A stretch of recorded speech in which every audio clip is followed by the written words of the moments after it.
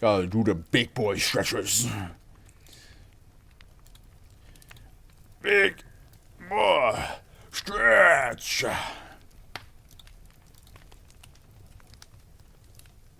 have to pay respect. I'm pretty sure they're all pressing F, my man. I'm pretty sure they're all part of the... They're doing that themselves already. They die and then press F, the F button, literally afterwards, after the death.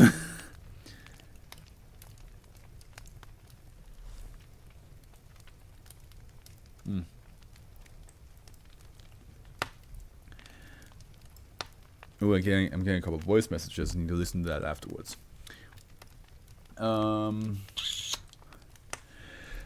to think if there's anything I want to tell you guys. I mean, besides me passing my driver's license test, nothing really much happened this week. It was all pretty much focused on that.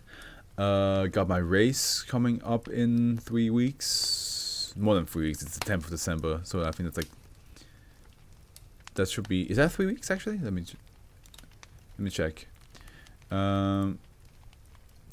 We have 1 week, 2 weeks, 3. Yeah, no, it is 3 weeks. 3 weeks and a day.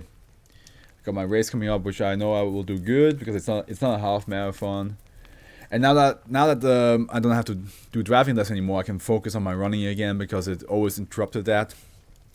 So yeah, that's exciting. Imperfect life extender. Ooh, I don't like the connotation. Oh my god, dude, there is. Why is this so many Martian Colin Dog Road, you know? Yeah, I'm just worried about like what great library, fully functional version. I hope it's all like SCPs that are in the future or that I already read.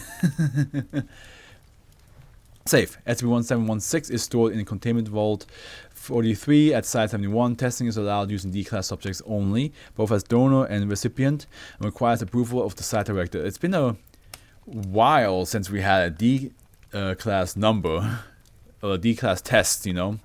Additional security should be present due to possible unforeseen anomalies among recipients of SCP-1716 treatment. Dash 1 is held in Containment Vault 45 pending. Approval of testing protocols by the Foundation Ethics Committee. It is not to be connected or experimented on until such protocols is finalized, and we have a extensive portion of SCP-1716 prototype. Human subject believed to be Mr. Dog. We have actually a face to the Marshall Carlin dog now, eh? We have a face now. SCP-1716 is a set of 2 wooden chairs, both connected by multiple chops. By the way, if this is a Marshall Carlin dog SCP, it's gonna be fucked up. It's gonna be like this, like, oh, it's just, look at this, it's just a simple thing, but it has like this really fucked up effect. Both connected by multiple copper and reducted wires to anonymous electronic devices. A set of contact resembling electrical contacts. Gotta rub my eyes a little bit because exhaustion. But composed of non-conductive reducted are attached to two test subjects, one in each chair when SCP-1716 is in operation.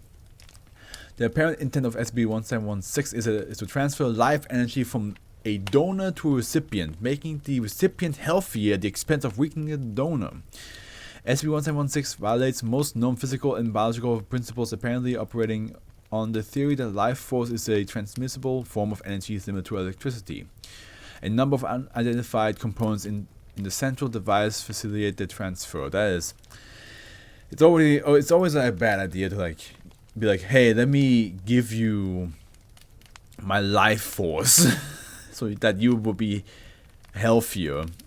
Like, I would love to do that for one specific friend I have, but it's just not a good idea. Yeah, I'm also kind of tired too. I mean, you only had like 3 hours of sleep, my man. I'm surprised you're still able to rad at all.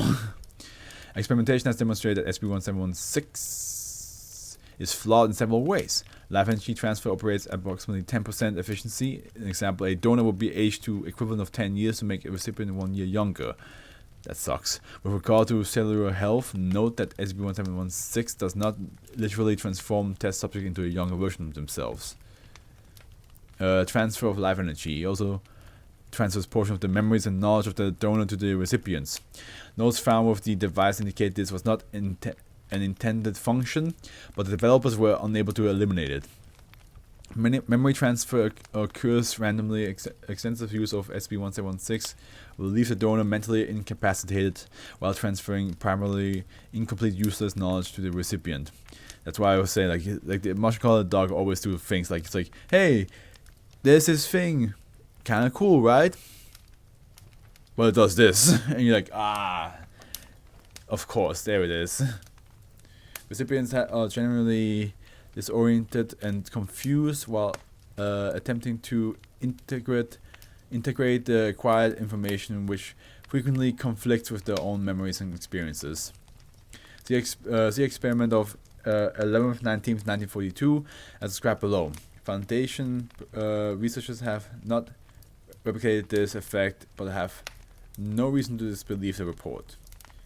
SCP-1716 was obtained by the Foundation in 1942. An anonymous contact led Foundation agents to a recently abandoned laboratory where SCP-1716 was found, along with journals describing its developments, the addendum. Okay, here we go. SCP-1716 was extensively tested by the Foundation Research and Development between 1943 and when research of this type was abolished by 05 Directive 29 in attempts to improve the efficiency of life energy transfer, making SCP-1716 a practical life extension device, eliminate the effect of SCP-1716 on memory, separate, enhance, control the memory effects. Attempts were made to both create a machine for the instant transfer of knowledge between two individuals and to create an early version of an A-class Omega amnestic. Ooh, Omega. No practical application of SCP-1716 was successfully developed. Dash 1 was confiscated in 2000 during a raid on a warehouse owned by Marshall Carlton Dog.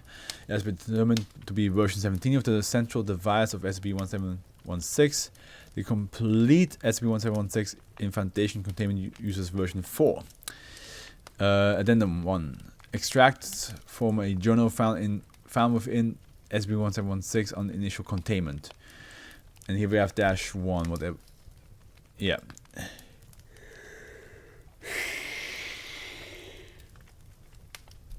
Six 742 received an odd visitor today. Calls himself Benjamin Phineas Dog. See person of interest. File D12. Not gonna do that. Strange little man. I'm not sure what to make of him. He was driven up here in a Mercedes-Benz limousine like some head of state. Looks straight out of Victorian England, the suit he wore. And can't on about how I'm going to help him with his great project. I don't think it even occurred to him that I might refuse. He came full of high price for my work in electronics and believes we can combine my theories with some of his own to produce something truly unique, in his words. We'll find out more shortly. And then like 2 days later, met again with Dog. The man is complete crackpot as far as I can tell, going on about etheric transfer, luminescent vapor generation and other such nonsense. I think he fancies himself as a modern-day alchemist. He projects his life extension. His project is life extension. It's time to bring it out of the dark ages, he says. What harm can come from listening to his proposal? He clearly has money and no one has approached me about a collaboration in what, 15 years? 20? 3 days later. I have learned more about Dog's project. It's an abomination. Transfer life force from one person to another. Where would he ever get donors? Dog laughed and said everything is a commodity. Even life. Especially life. What would an extra year of life be worth to you? What would one less be worth to a 20-year-old? I can't resist thinking about the idea. I'll be 86 next month after all. What harm can come from it? As I said, the man is a crackpot. You'll be 86? You got to live to 86? During that time? God damn, bro.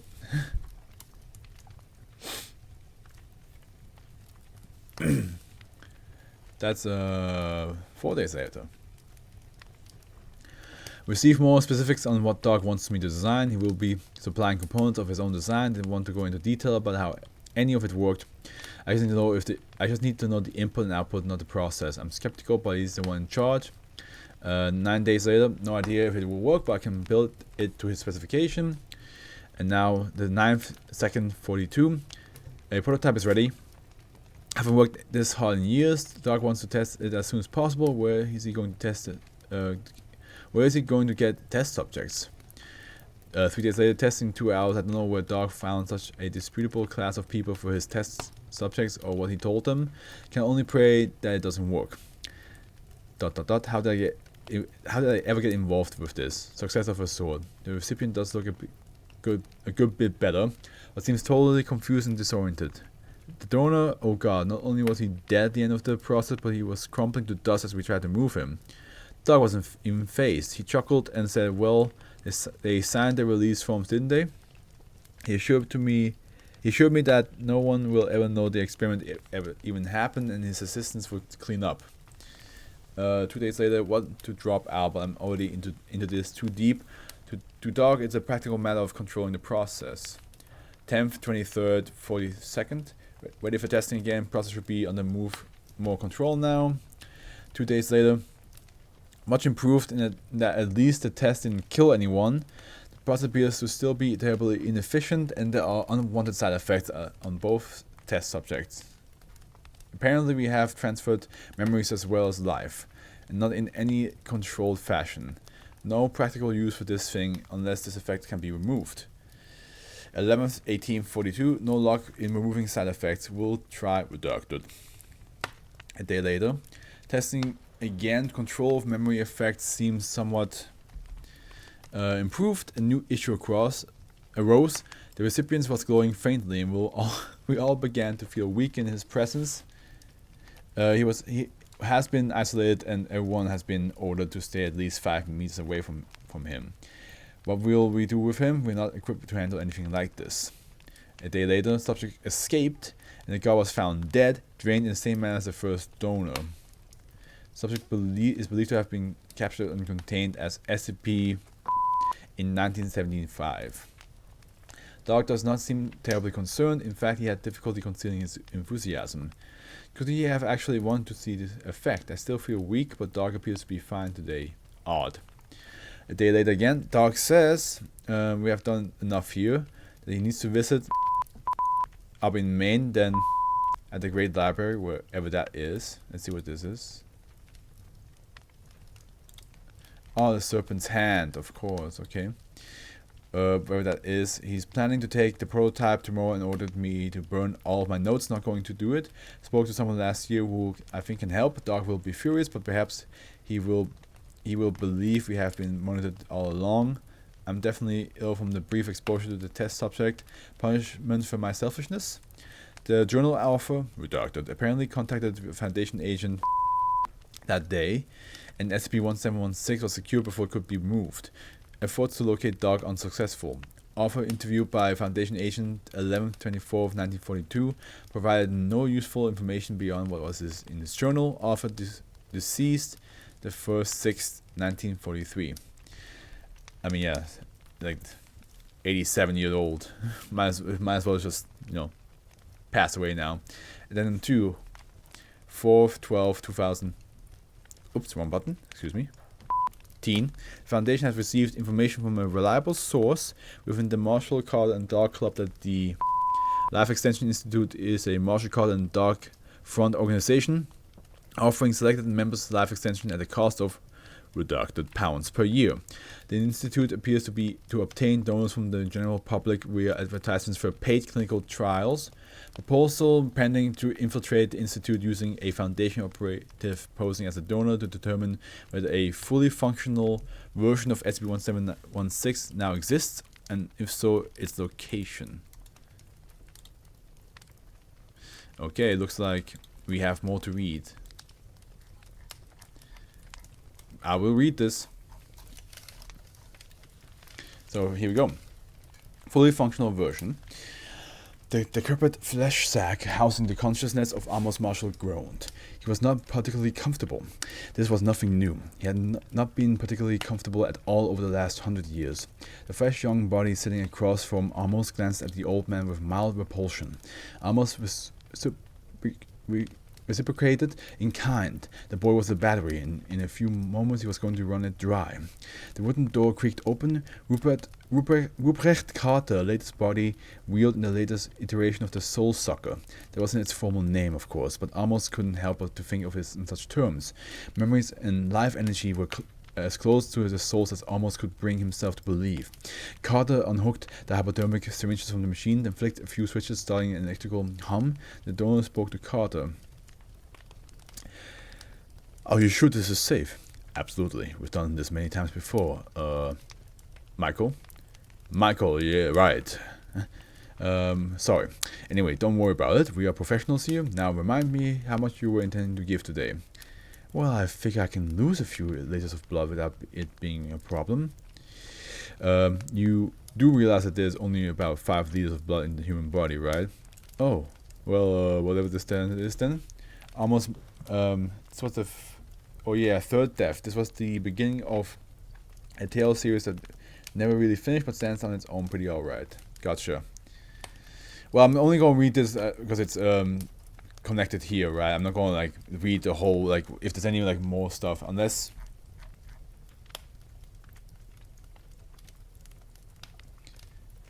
Yeah, no, I think I'm just gonna read this part.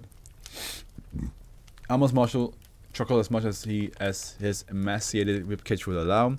The rest of the room, it simply seemed as though he was weakly coughing. Michael looked with disdain, flinching slightly as Carter pushed the needle into his outstretched arm. Amos lifted his own, shaking into the arm. Carter carefully slid the needle beneath the paper's thin skin. Michael and Marshall watched Rupert Carter return to the bank of switches. The machine's hum had turned into a soft whir. The mechanical components were starting to kick in. Carter flicked another switch, and an electrical arc snapped briefly between 2 components before dissipating. Carter frowned, then flicked the switch down and up again. This time the connection took a hold. The constant flickering glow of discharge joined the 2 exposed electrodes. Michael frowned. That doesn't look safe. It's fine, don't worry. Carter didn't know why there had to be an open electrical arc for the process to function. Most of the modifications were empirical experiments from Dark's original design. When connected by copper's cabling, it just didn't work. Carter grabbed a large lever on the right hand side of the machine, smiling at Michael. Already? Sure. Carter's grins widened as he pulled downwards. Michael felt a strange tugging beneath his skin, simpling the blood going out. He assumed Michael hadn't given blood before, and he had been so nervous about coming here. Mr. Carter had been so nice and helpful. He explained the procedure involved the hope that it would give to an old man. In fact, Mr. Carter had said they were going to move the blood straight from his body to the donor. No need to store it anywhere. It goes straight out of your veins and straight to where it needed most. Michael, being a generous soul, had been glad to help. The machine got louder. Michael was beginning to feel a bit lightheaded. He looked down at his hands. His vision seemed to be blurring slightly. Well, that's just blood loss, right? That would explain why his hands were beginning to have wrinkles on them, too. It's like when they suck the juice out of a grape to make a raisin. With the juice-sucking things. Michael was almost certain that was how raisins were made. Obviously, they were sucking out some of his blood, so his skin was going to get a little loose, right? No problem at all. Michael felt his throat go a little dry. He unsuccessfully tried to well up some spit in his mouth. His vision was getting blurrier still. He could hardly make out the machine if it weren't for the fact that it was now faintly glowing green. Michael felt his skin get baggier and baggier. It became harder and harder to breathe.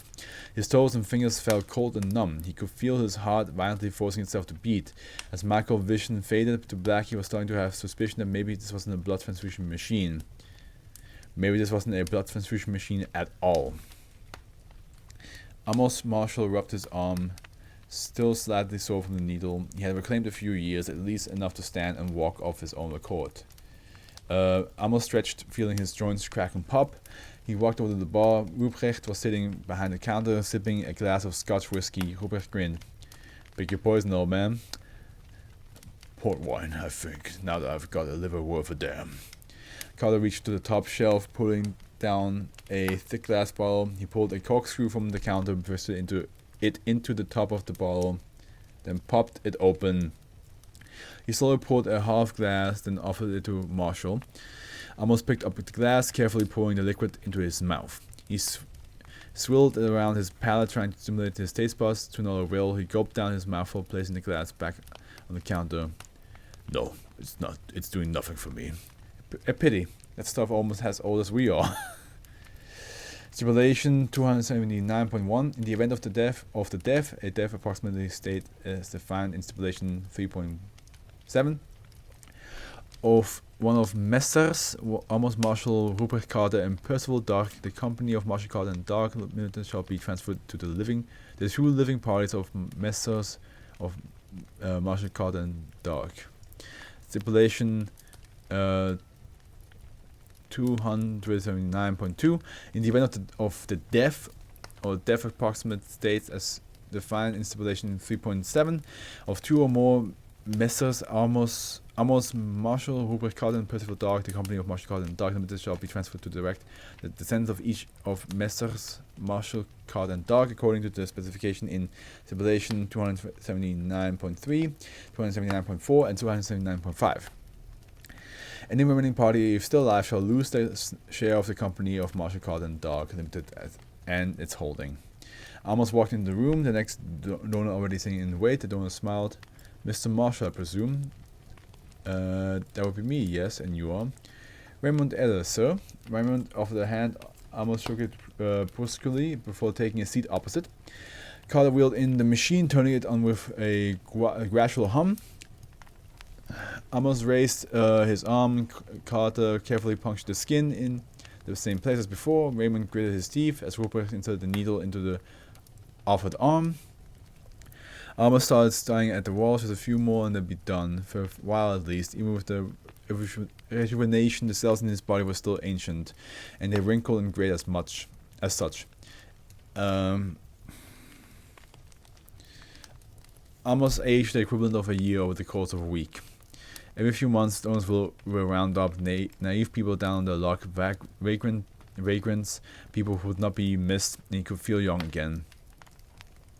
Carter flicked some switches and the machine slowly buzzed into life. The humming turned into a clicking, the clicking turned into a whirring, the whirring sound spun up into a higher tones which don't quite register as sound and are written off by most as ringing of the ears. Carter flicked another switch and the open electrical out closed the circuit. Carter grinned, staring at the doomed man sitting in his seat. Everybody ready? Carter flicked the switch and the transfer began. The machine began to smell faintly of burning electronics, but nobody noticed. So this is like a different way for them to doing it, huh? Stipulation 239.3. The shares of Amos Marshall in the company of Marshall Carter and Dark Limited shall be given to the oldest male with highest primogeniture arrived from Amos Marshall not exceeding the age of 25 years old. Stipulation 279.4. The shares of Rupert Carter in the company of Marshall Carter and Dark Limited shall be given to the oldest male with highest. It's the same here. Okay. Stipulation: the shares of Percival Dark is the company shall be given to his descendant Iris Dark, who shall be born on the 12th of December in the year 1993 AD at Singleton Hospital, Swansea, Wales. Stipulation 279.6. Until such time as the transfer of the ownership has taken place, the company of Marshall Carter and Dark Limited shall be held by a natural third party as explained in stipulation 282.1 and 282.27. Rupert Carter woke up feeling like someone had shot him in the head. This was because someone had shot him in the head. Rupert groaned, rolling over onto his back. He wiped the blood and scraps of bone from his forehead, gingerly poking the open wound. No burn, so it wasn't point blank. His skull seemed structurally sound, though slightly shattered around the impact area. A reasonably clean sharp point of entry right in the middle with no extra wounds. The bullet then was still lodged in his brain. He groaned a bit. Not again. Admittedly, the wound wasn't fatal. Carter hadn't been using the brain of this body to begin with. The problem was that there was a hole in it, and he could hardly make use of a clearly broken husk. People would stare. He wiped his eyes and opened them. Almost Marshall was dead. The corpse was wrinkled and weathered, its hollow gaze unfeeling, its hands laid limply by the side of the chair. The chair across from the corpse was empty. The machine had been destroyed, likely it seemed beyond repair. It looked like someone had used it as a drum set, but with baseball bats as implements. Carter pushed himself from the ground, stretching and cracking his back. He leaned down over the former body of his former friend, dripping blood onto it from his head wound. Placing 2 fingers on the side of his neck in unnecessary confirmation. Damn this. Carter's memory after turning on the machine was blank. The other man, the man whose name Carter hadn't bothered remembering, must have done something. Next time they need to be more strict about the background checks. Have them search more completely. Scrounge through the. Carter realized there wasn't going to be a next time. Damn this! Damn this! Carter cupped his hands over his skull, trying to stifle the blood long enough for it to clot. Slightly dizzy, he moved to the door, hearing noise outside. Carter twisted the golden doorknob, pushing open the door. The room was filled with almost human figures. At a glance, they were close enough approximation. They each had a pale, near-white skin. They each wore a dark black suit. They each held a large black briefcase, and each of them chittered to the others in hushed, incomprehensible whispers. Their skulls oriented towards the open door, though it would not be accurate to say they looked towards it. Where their faces should have been, there was only skin and flesh. Ugh. The chittering faded into silence. Carter remembered stipulation 279.2. His hands dropped, blood and cerebrospinal fluid pouring from his forehead. The creature returned to the chittering, no longer interested in him. Rupert Carter was no longer a shareholder in Marshall Carter and Dark Limited. Damn it all to hell. So let me see what this is.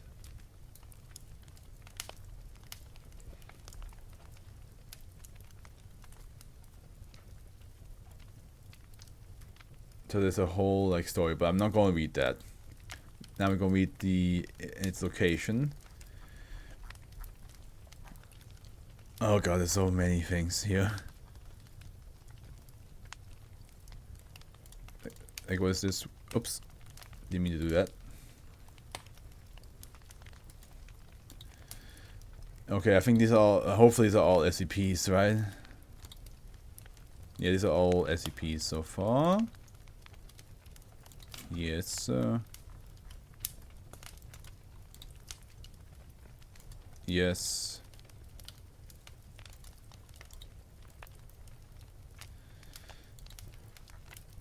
No, I'm not gonna read that. But we're gonna read this. So they call him in Dark. Grandsire, I was Dark called as she stepped away from the London office into Percival's dark private sanctum. She had heard Marshall and Carter call it a museum, presumably because they saw Dark as a relic. It was appropriate nonetheless, since in addition to being Dark's home and workspace, it also held his private collection of curiosities that he had accumulated over the centuries. Whether they had been purchased, stolen, discovered, or invented by his own skilled hands, these were the few rare objects that were worth more than what they fetched on an open market. It was a strange place to be sure. It was a strange place to be sure, and Iris wouldn't even want it. And Iris didn't even know where it was. It was windowless, and she never heard any noise from outside, so she assumed it was deep underground. It was utterly lacking a sort of ventilation system. It was obscenely ornate, yet rustically antiqued, not even possessing electricity. Electronic reports and messages had to be printed off and translocated to him via Ravenwave. The entrance halls was lined with braziers that burned with spectral, smokeless flames. The sepia light dancing on the maple walls and pillars. The echoes of her footsteps were the only noise as she set out seeking for her living forefather. It had been a little over 3 years now since she had become Percival Dark's proxy, the only result of a complex chain of events set in motion by a clause in a will and a temporarily successful assassination attempt.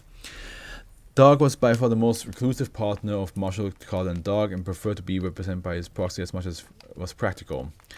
Iris was aware that she wasn't the first of Dog descendants to hold this position. She had been preceded by Benjamin Phineas Dog and an Abigail Agnes Dog before him and a Johann Dog before her. The position obviously had its perks. The shares she had been given had made her an instant billionaire, and the company health plan included various forms of life extension and resurrection.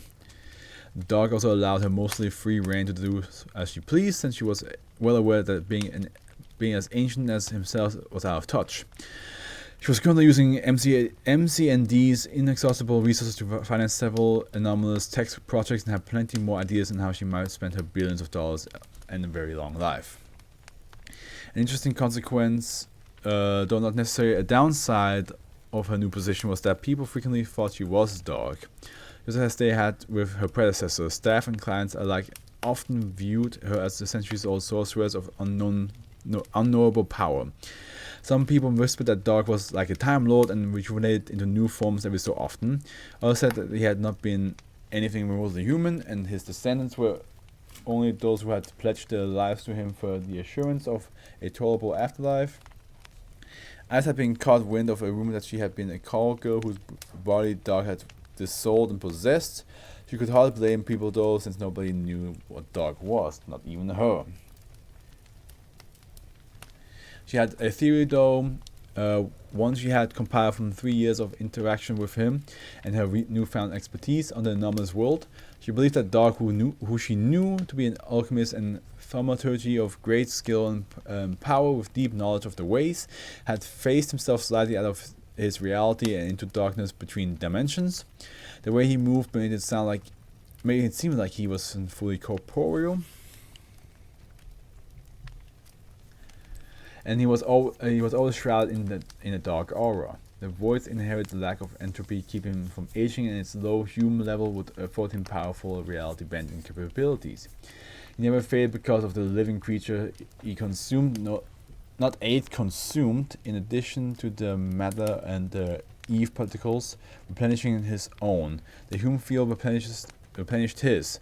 It made a weird kind of sense. He immersed himself in the darkness, sustained himself on the darkness, and powered himself with the darkness. So they called him Dog.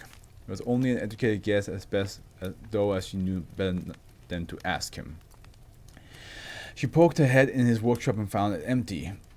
The antique alchemical laboratory, the spectral forge, and the ectothermic workbench were all unused at the moment. She checked his study next, only to find the divination circle unlit and the realm's codices all in the proper places. She was just about to work up the courage to try his bedchamber, where she would at best be disturbing his rest and at worst interrupting, as he intended to do whatever carnal needs as a being of his nature possessed. When the study door slid open, Iris exhaled a sigh of relief as the tall, cloaked form of Percival Dog glided in with several books clutched in his hand.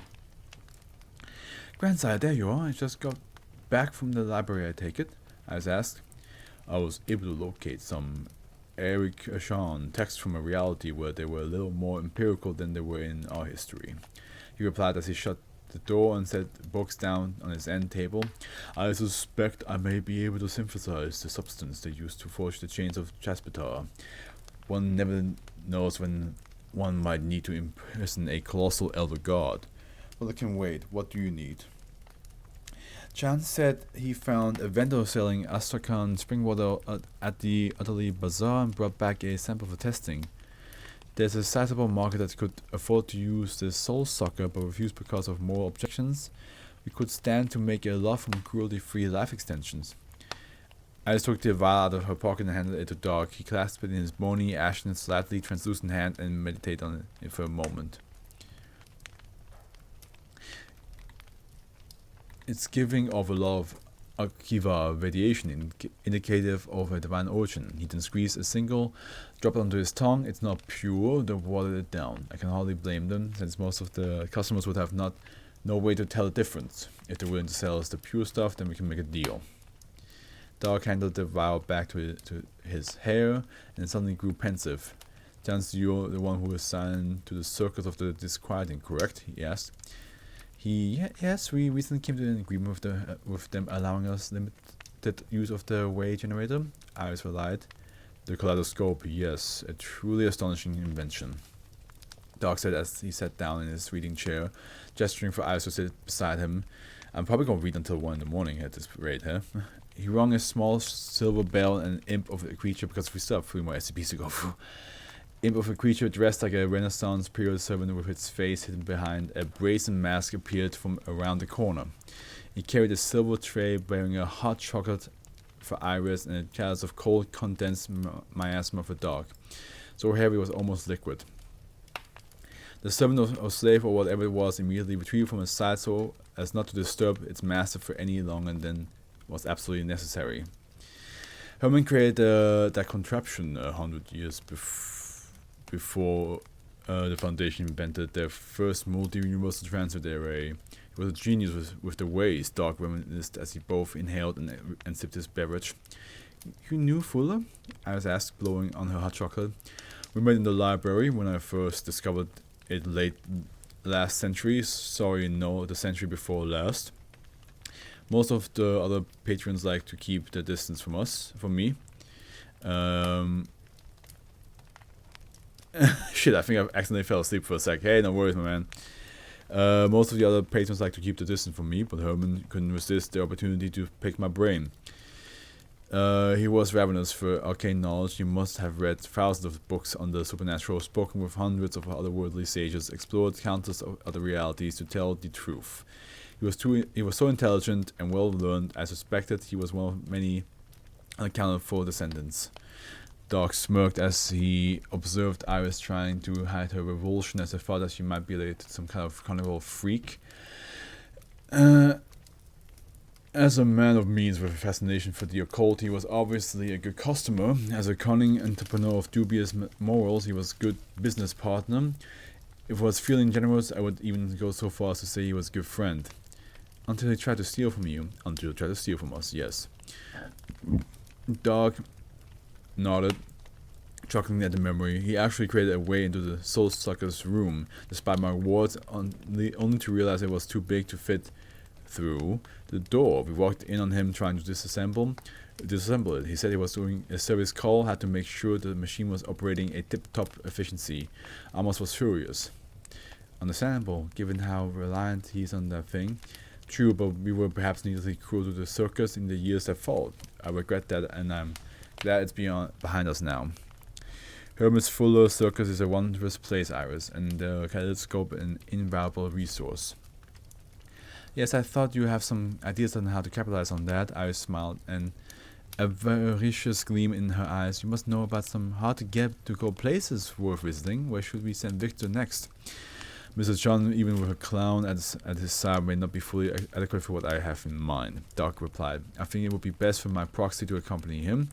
It would be good for you too, I think, to experience the anomalous in the wild, as it were, not safely confined to our cages. You've mastered your cold studies with me enough to handle yourself in the field, and I have foreseen you will come to no harm. I'm not worried about that, grandsire. My only concern would be that our agreement with the circus made it very clear that Victor was to be the only one allowed through the kaleidoscope. Doug only chuckled at the suggestion. The man with the upside-down face may seem intimidating to an undersized Chinaman or an incontinent old dotard, but even he trembles at the mention of the name Dog. Give them a ring and tell them that the hair of Percival Dog will be accompanying Mr. John on his outings from now on, and see if Old Manny voices any objections. Come. Let's see if we can find some place appropriate. You wet your feet. He arose from his chair and gestured for her to follow him. Descended into his map room, which had numerous decorative maps framed upon the walls. Globes of various worlds rotated in perpetual motion above the pedestal, and the long shelves held innumerable scrolls and atlases. It was a room from which a man from before the age of reason could navigate the multiverse. You know, You know, if you let us digitize this information, I could make an app that could let us plot ways on a smartphone. As I suggested, still drinking a cocoa. Truth contained in the chaos tongue cannot be properly represented by any other language, including the binary language of computers, Dog replied. Besides, the information contained in this room is far too precious to risk leaking out onto that vile noospheric web of yours. He began to pull down various antique maps until he found the one he wanted. It was a map of the Yesod multiverse, one of many such multiverses depicted as a tree. It had 21 main bows representing the known hubs, each with dozens, if not hundreds, of branches.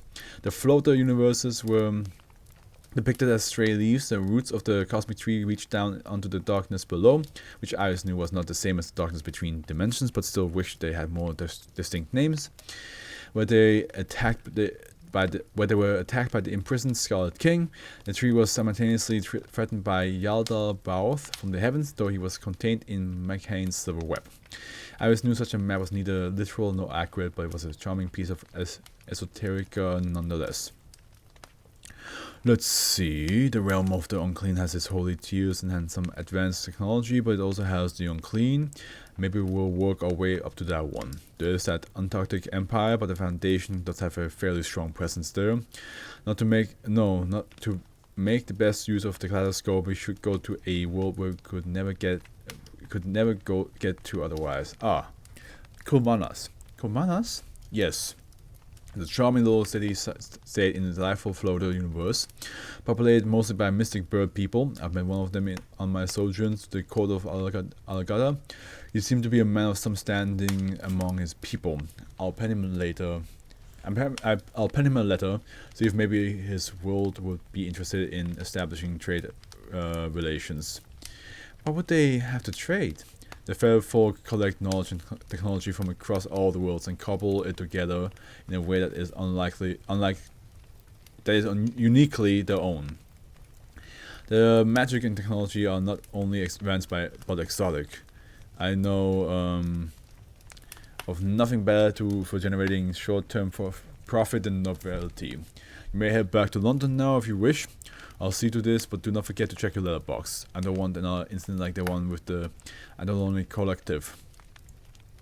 I was as embarrassed about that as you were, Grandsire, I said, resisting the urge to roll her eyes. Anything I should do to prepare for the assignment? Doc clapped twice, and his diminutive servant appeared and presented a book to Iris while relieving her of her mug. The book was Otherworld Laws and Universal Constants. That should prove as sufficient primer for now. If I think of anything else, I will send it to you. I was now already starting to read the book as she showed herself out. Doc glided back to his study and grabbed a quill parchment before he started writing a small obduja that he had paid no attention to in years. Suddenly caught his eye. It was a marionette, a souvenir from when he attended the grand opening of Herman's Fuller marvelously macabre mechanical marionette matinee. Oof, the alliteration. Fuller always did put on a hell of a show. Doc knew what had become of Fuller, what his own circus had done to him. He had foreseen it long ago. Still, the fact that it had only recently transpired did give a bit of a sting. For a moment, Doc wondered if he should do something. He wondered if he should free Herman from his living hell, help him to retake the circus and exact revenge on those who had betrayed him. Then he considered the cost. Pushing the marionette out of sight, he set to work on his letter to Kulmanas. Took a bit of time, but we got there.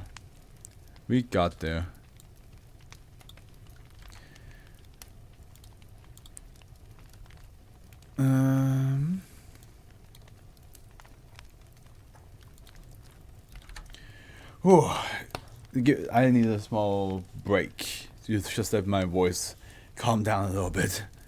Because that was a long ass read. Hey, no worries, Howard, no worries.